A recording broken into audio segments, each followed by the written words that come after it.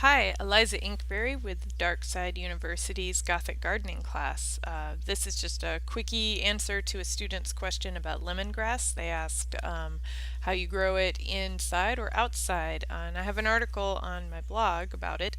Um, and this is lemongrass after it started to get colder in the fall. It doesn't often live through the winter here, but sometimes it does.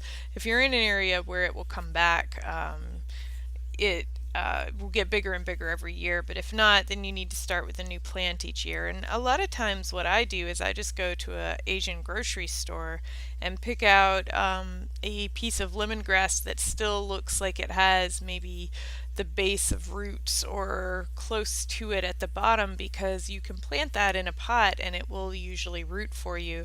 And then you've got a plant that is culinary lemongrass instead of just the seed version that hasn't been improved for culinary use. But either one is fine. If you buy seeds or you buy a transplant from the store, they're usually really tiny when you first get them, but they'll get surprisingly large by the end of the season. One of the hardest things about lemongrass is that you're going to want to plant it a lot closer to your other plants than is going to work out later in the season. Mine tend to be about 3 feet wide from the way the grass fronds kind of fall over in a fountain, and it's very pretty. And so you can see here it's an extremely large plant. It kind of swallowed the ones underneath there, and to harvest it, you just get the fatter pieces of lemongrass from the base.